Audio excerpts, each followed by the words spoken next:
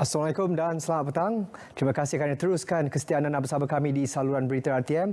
Anda sekarang sedang menyaksikan Pastikan Saya edisi Rabu 5 Mei 2021 bersamaan 23 Ramadan 1442 Hijrah. Baik, kita akan teruskan dengan berita-berita yang tular. Penipuan cinta atau love scam merupakan antara modus operandi yang digunakan oleh sindiket penipuan yang didalangi oleh warga Afrika untuk memperdaya mangsa penipuan secara love scam. Modus operandi ini adalah yang paling kerap digunakan, dipercayai kerana keberkesanan kaedah ini untuk memerangkap mangsa. Bagi mengekang kegiatan penipuan ini, sejak tahun 2019 hingga 2021, sejumlah 2,251 operasi telah dilaksanakan bagi membantras kegiatan love scam, dan daripada keseluruhan operasi tersebut, seramai 2,826 orang telah berjaya ditahan. Bagaimanapun, di sebalik operasi dan tangkapan yang dilaksanakan secara berterusan oleh pihak polis, rangkaian sindiket ini dipercayai terus merekrut ahli baru bagi memastikan kesinambungan kegiatan mereka. Peningkatan jumlah kes ini merupakan satu situasi yang perlu ditangani secara serius. Justru tindakan pembantrasan dan pencegahan yang melibatkan pihak polis dan masyarakat perlu dilaksanakan dengan lebih efektif. Di peringkat PDRM, jabatan ini komited untuk melipat gandakan usaha khususnya dari aspek siasatan dan operasi bagi membantras kegiatan sindiket ini. Manakala di pihak masyarakat, pihak polis menyeru agar aspek pencegahan jenayah yang merangkumi ilmu pengetahuan dititik beratkan. Berikut adalah beberapa tips yang boleh kami kongsikan. Sentiasa berwaspada, jangan mudah terpesona dengan gambar-gambar profil yang cantik tampan yang digunakan di media sosial.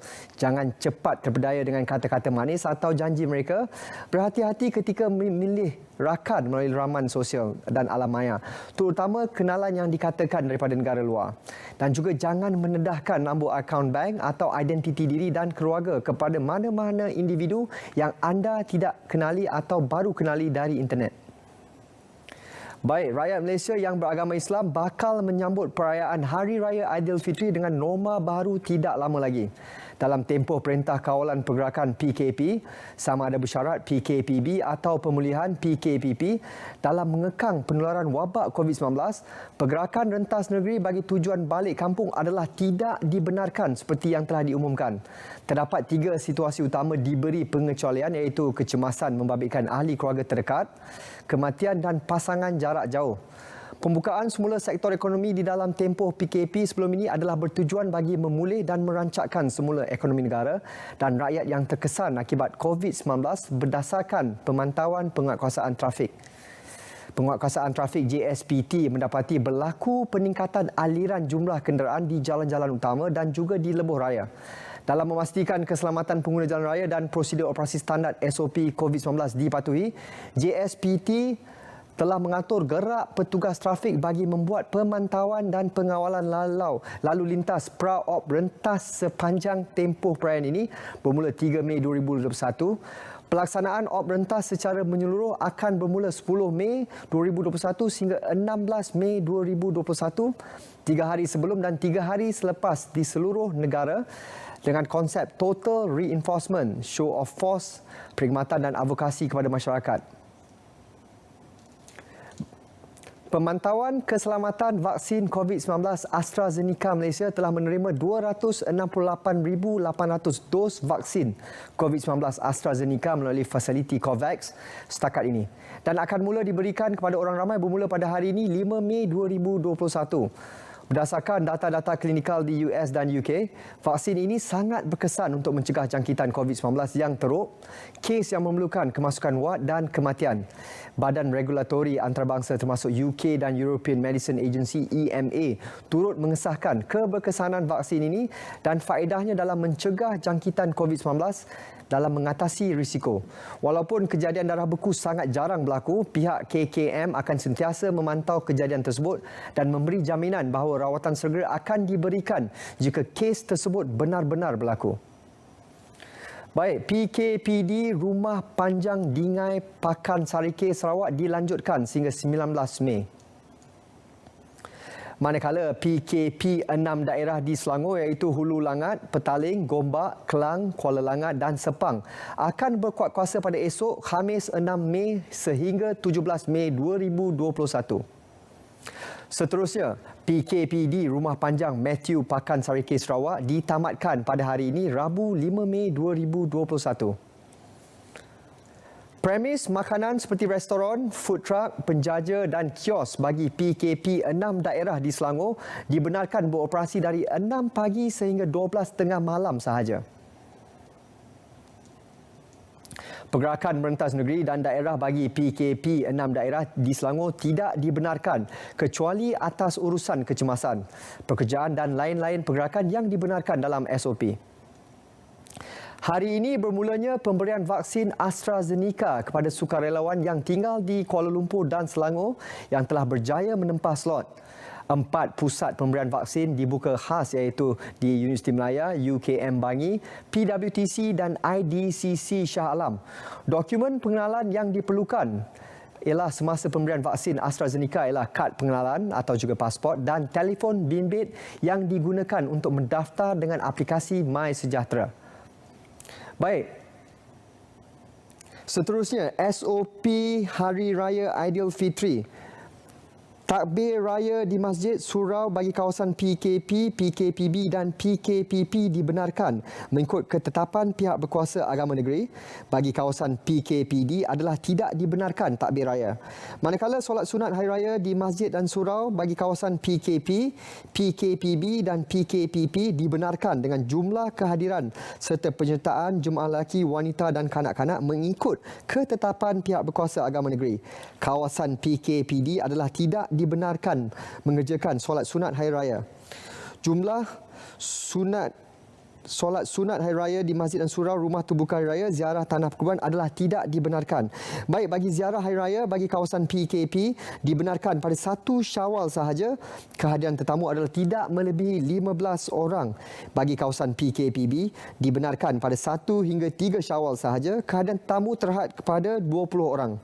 Bagi kawasan PKPP dibenarkan 1 hingga 3 Syawal, kehadiran tetamu tidak melebihi 25 orang sahaja. Baik, itu adalah antara SOP yang dapat kami kongsikan kepada anda. Untuk maklumat yang lebih lanjut, anda boleh memasuki laman sesawang Facebook Majlis Keselamatan Negara untuk melihat secara terperinci SOP yang telah ditetapkan. Baik, situasi semasa daerah-daerah seluruh Malaysia berdasarkan pergerakan 14 hari taburan kes COVID-19 setakat 4 Mei 2021, hanya 5 daerah di Semenanjung masih kekal zon hijau, 7 di Sabah manakala tiada zon hijau di Sarawak. Selangor paling banyak kes aktif dengan lebih 11,000 kes aktif, diikuti Sarawak lebih 7,000 kes aktif dan Kelantan lebih 6,000 kes aktif. 6 daerah di Selangor iaitu Hulu Langat, Kelang, Petaling, Gombak, Sepang dan Kuala Langat dikenakan Perintah Kawalan Pergerakan yang akan bermula esok 6 Mei sehingga 17 Mei 2021.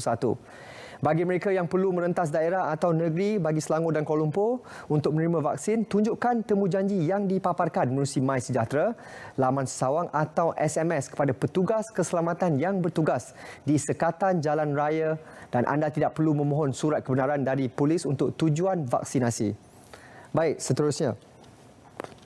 Task Force Operasi Pematuhan sehingga 3 Mei 2021. Pemeriksaan yang telah dijalankan adalah sebanyak 70,851 pemeriksaan SOP yang telah dijalankan. Kerajaan telah mengarahkan PDRM supaya meningkatkan pemantauan SOP di negeri-negeri kawasan-kawasan hotspot yang dikenal pasti di bawah sistem HIDE. Langkah-langkah penguatkuasaan oleh agensi penguatkuasaan yang lain juga akan dipertingkatkan di lapangan. Setakat ini 301 individu telah engkar arahan SOP yang dikompaun sebanyak 293, manakala direban 8 individu. Operasi Benteng melibatkan Angkatan Tentera Malaysia, Polis Diraja Malaysia, Agensi Penguatkuasaan Maritim Malaysia, Jabatan Imigresen Malaysia, Jabatan Kastam Diraja Malaysia dan juga Agensi Kawalan Sempadan Malaysia. Setakat ini 280 sekatan jalan raya telah diadakan di seluruh negara. Untuk melaksanakan PKP ke atas 6 daripada 9 daerah di Selangor. Daerah-daerah berikut adalah Hulu Langat, Petaling, Gombak, Kelang, Kuala Langat serta Sepang.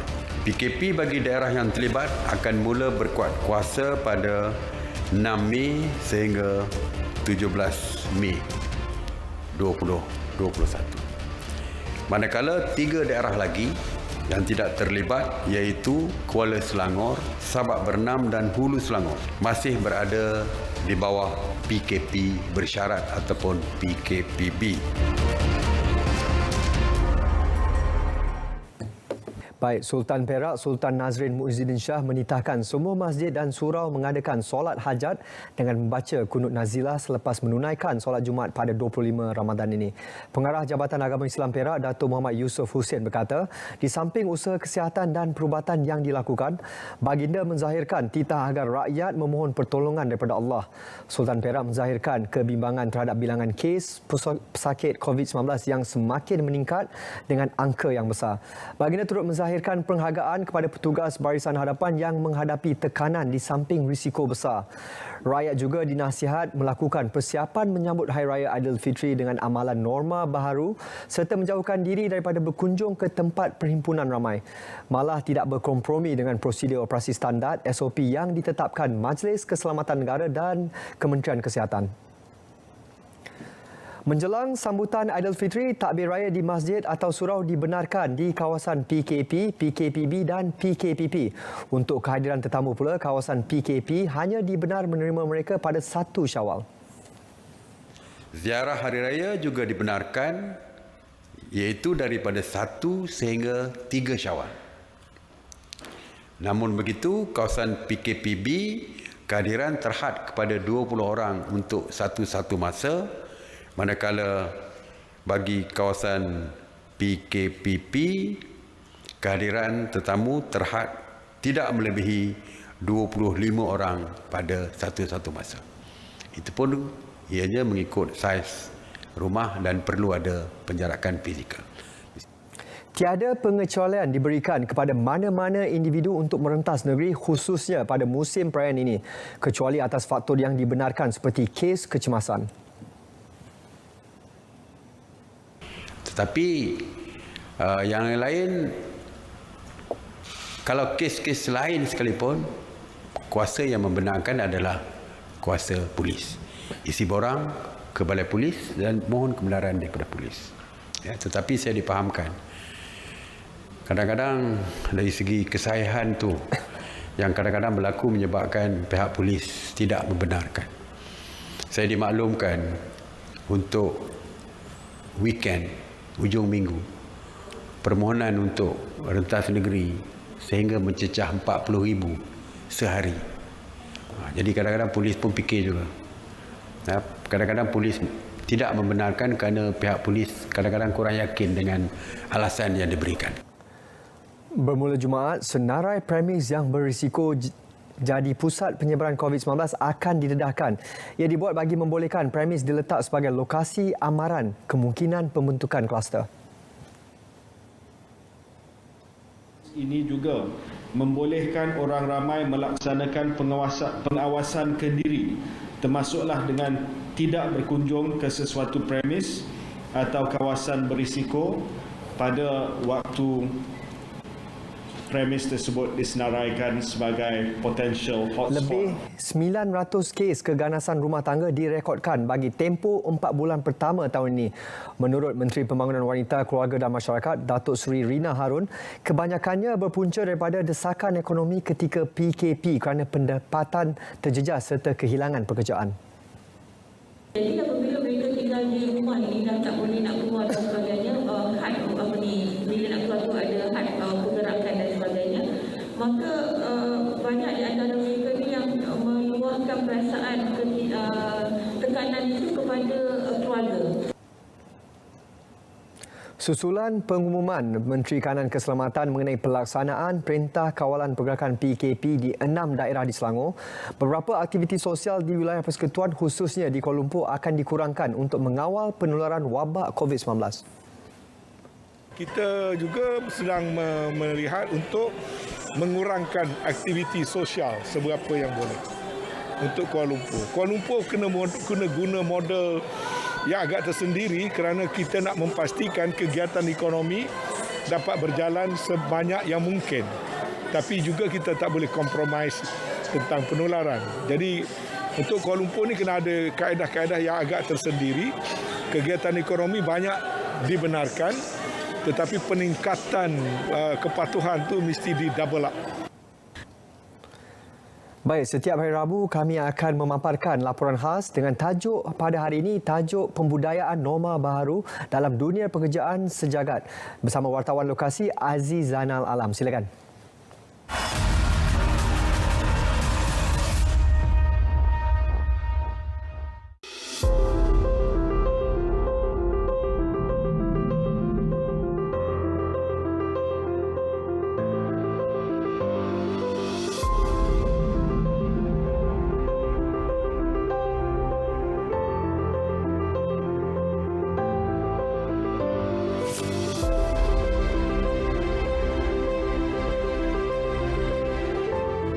Beberapa hari lalu, negara menyambut Hari Pekerja dengan tema pembudayaan norma baru dalam dunia pekerjaan sejagat.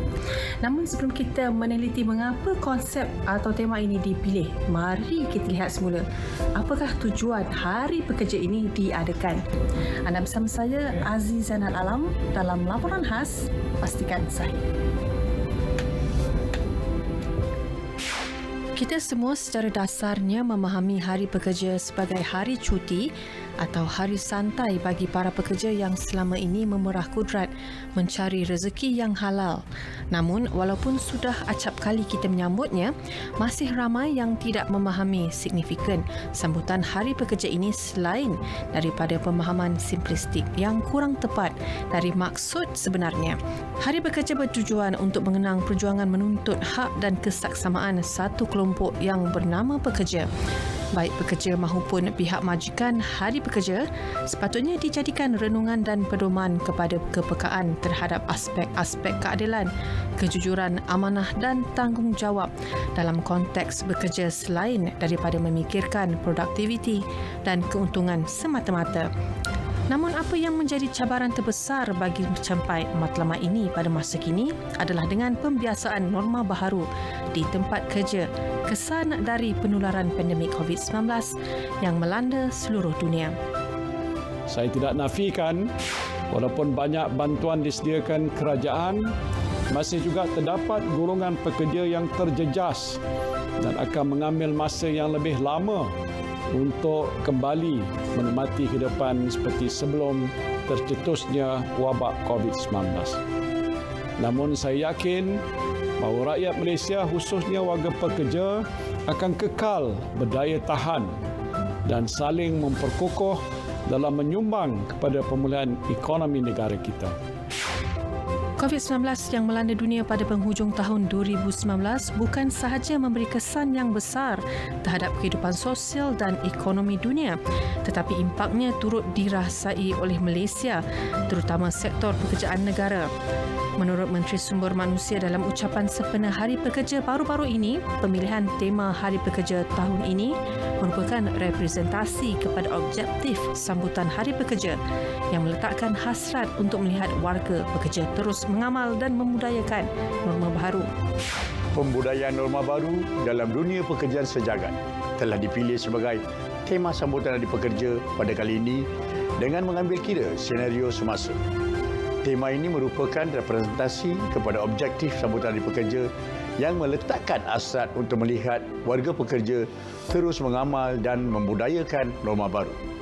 Seperti kita sedia maklum, tanggal 1 Mei merupakan hari yang cukup signifikan kepada warga pekerja di Malaysia. Sesungguhnya, kerajaan mengiktiraf warga pekerja yang turut bersama-sama membantu memulihkan semula ekonomi negara.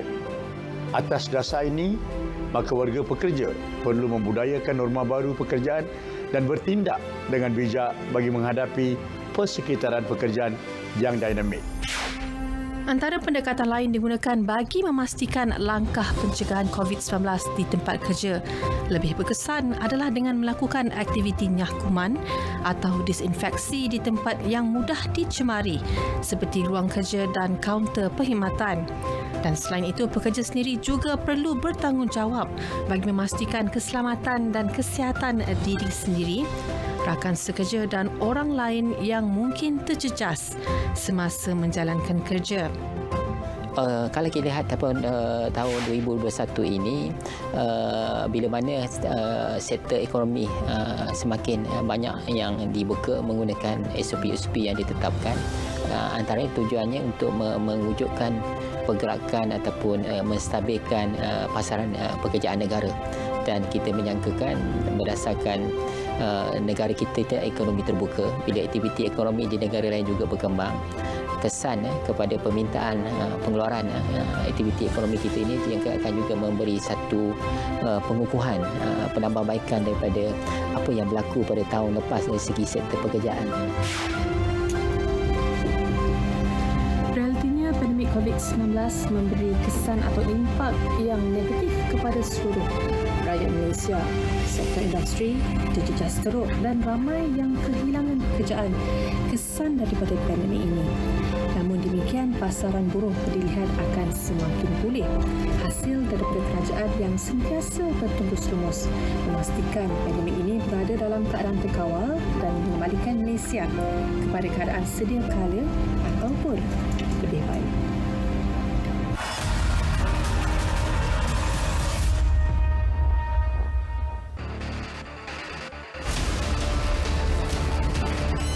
Bagi takbir raya di masjid ataupun surau, ianya dibenarkan di kawasan PKP, PKPB dan PKPP. Namun begitu di kawasan PKPD, ianya tidak dibenarkan. Amalan takbir dari rumah ke rumah adalah tidak dibenarkan di kesemua kawasan PKP, PKP, PKPD, PKPB dan PKPP.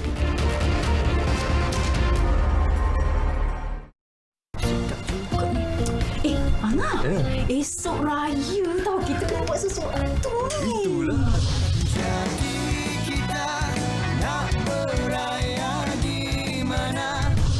Pejam cilik esok raya. Kita nak jemput siapa? Kalau Angah plan pukul nak kamu mau 60 orang semua. Itu baru Angah dah jemput ni. Kawan pejabat kira-kira dalam 20 orang. Kasih tapi kita je. Adik, hari nak jemput siapa? Jemput siapa? Aku dah tak ada idea kita nak beraya di mana. Anung ni Angah ni macam nak bawa kenduri kahwin je. Dah lupa ke kita ada SOP? SOP? Tak dapat raya. Jangan lupa untuk saksikan Bicara Naratif pada malam ni dengan tajuk Menjamin Masa Depan Malaysia Menerusi Vaksinasi COVID-19 bersama tetamu Zakiah Jaafar, Timbalan Ketua Setiausaha Perbendaharaan Dasar Kementerian Kewangan Malaysia pada malam ini hanya di saluran berita RTM tepat pukul 9 malam. Anda juga boleh muat turun aplikasi RTM Mobile, RTM Klik untuk menonton pada bila-bila masa sahaja. Baik, seterusnya, tempoh minimum pendaftaran dan pembaharuan perakuan pendaftaran di bawah Pesuruhjaya Perlindungan Data Pribadi. Prihatin atas keluhan rakyat serta permohonan Wakil Pengguna Data Pesuruhjaya Perlindungan Data Pribadi PDP bersetuju untuk menawarkan pilihan tempoh minimum pendaftaran serta pembaharuan perakuan pengguna data 1 tahun bermula dari tarikh 3 Mei 2021 sehingga 31 Disember 2021. Inisiatif ini adalah bagi membantu 13 golongan pengguna data yang wajib berdaftar di bawah peruntukan Akta Perlindungan Data Pribadi 2010 dalam kurungan Akta 709 yang terkesan akibat pandemik COVID-19. Seterusnya, Warungku adalah platform pasaran dalam talian yang terbaru berusaha membantu golongan penjaja peniaga kecil, usahawan dari sektor tidak formal, membolehkan mereka memasarkan makanan dan produk dalam talian bagi pesanan dan juga penghantaran. Objektif adalah bagi bantu tingkatkan pendapatan golongan bagi usahawan mikro dan informal dan juga penjaja dan peniaga kecil. Salah lagi satu objektifnya ialah memberi kesedaran dan menggalakkan penggunaan aplikasi digital untuk pemasaran lebih meluas dan transaksi lebih sistematik. Jika anda berminat, anda boleh daftar perniagaan anda di laman sesawang warungku.my. Baik, seterusnya. Vaksin AstraZeneca selamat untuk warga emas. Bermula 19 April 2021, vaksin ini sesuai dan mula digunakan bagi fasa 2 program imunisasi COVID-19 kebangsaan untuk golongan usia 60 tahun ke atas dan bagi mereka yang mempunyai komorbiditi. Baik, bagi golongan usia 18 hingga 40 tahun, syur penggunaan vaksin ini akan disesuaikan semula selepas penelitian data daripada negara lain. Malaysia telah menerima 268,800 dos vaksin AstraZeneca yang diperolehi melalui fasiliti COVAX. Pemilihan AstraZeneca, 22 pakar daripada pelbagai disiplin telah menyertai panel JKK-PCV. Baik, seterusnya. Fatwa berkenaan hukum pembayaran zakat secara dalam talian. Mesyuarat Jawatan Kuasa Perundingan Hukum Syarak Wilayah-Wilayah Persekutuan kali ke-116 yang bersidang pada 1 April 2019 telah memutuskan hukum pembayaran zakat secara dalam talian adalah diharuskan. Baik, paparan itu tadi melabuhkan tirai Pastikan Sahih edisi Rabu 5 Mei 2021 bersamaan 23 Ramadan. Baik, sebelum kita berpisah, ingin saya memohon jasa baik anda untuk terus patuhi SOP yang telah ditetapkan dan digariskan. Bersama-sama kita mengekang penularan wabak COVID-19 dan jangan lupa mengimbas aplikasi MySejahtera setiap kali anda mengunjungi mana-mana premis. Sehingga kita berjumpa lagi. Assalamualaikum dan salam hormat.